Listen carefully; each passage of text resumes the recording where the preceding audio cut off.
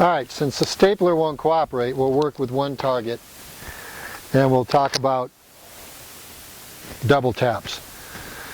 I don't like the term double tap, nor do I like the term controlled pair, but when you say double tap and you use the word double tap, a lot of people think that it means you point the gun at the center of the target and pull the trigger as fast as you can.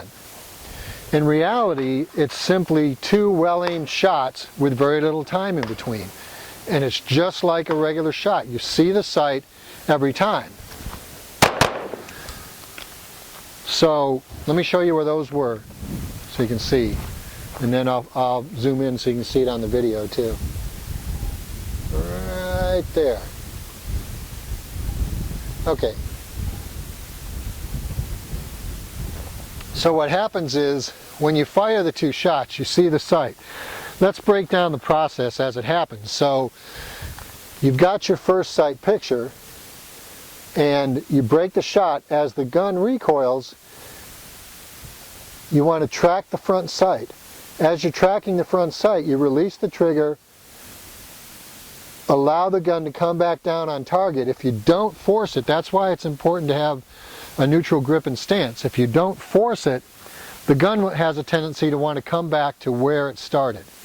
So if you allow it to do so,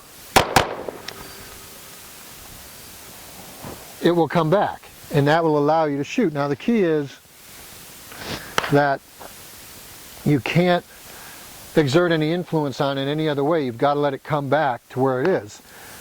So going back to the process, as you fire the shot, you track the sight, release the trigger, take the slack out of the trigger so that when the sight stops where it started, the last thing or the only thing left to do is press the trigger.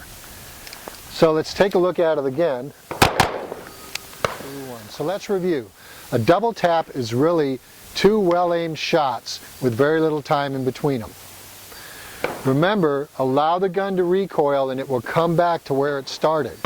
While it's recoiling, release the trigger, track the sight, prep the trigger so that when the gun stops, the only thing left to do is break the shot.